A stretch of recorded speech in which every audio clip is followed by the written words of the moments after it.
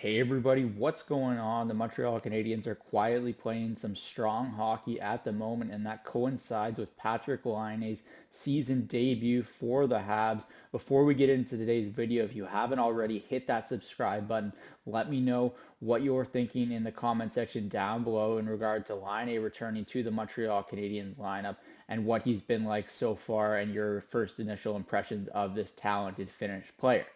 So what we've seen over the last week is a re-energized Montreal Canadiens group.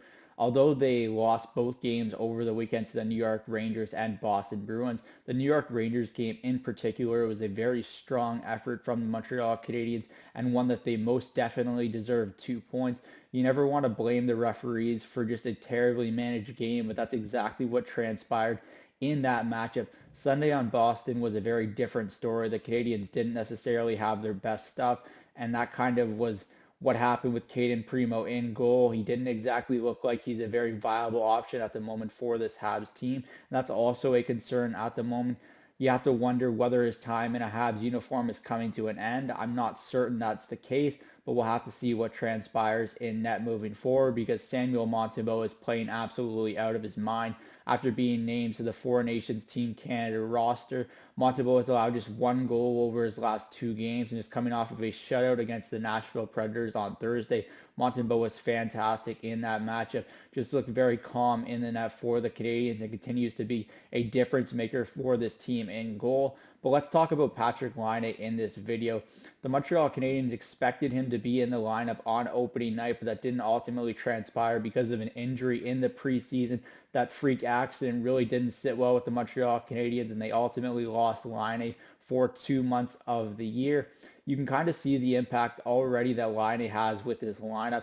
He just puts players in better chairs to find success in the line with Dach and Slavkovsky. You're already noticing both players see a jump in their play. Dach looked much better with Laine on his wing, and Slavkovsky looks way more engaged. This line is a very big line. It's one that's going to be very difficult to play against.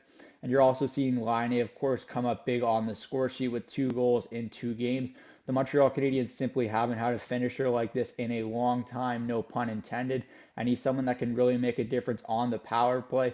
And just with his creativity in general, this is just a world-class shot and one that the Montreal Canadiens have been lacking, especially on the power play. So to see Laine come in and already make a difference is really big for this Montreal Canadiens team.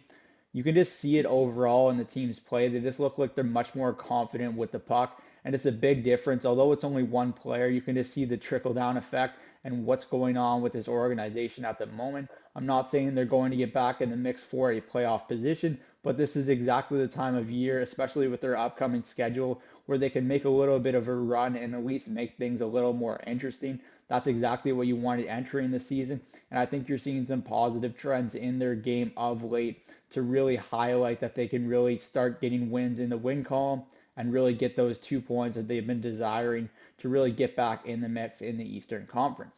That's it for me today from Cook's Corner. As always, let me know in the comment section down below what your thoughts are on Patrik Laine debuting for the Montreal Canadiens and what your expectations are for him for the rest of the season. I'm Zach Cook. We'll see you later.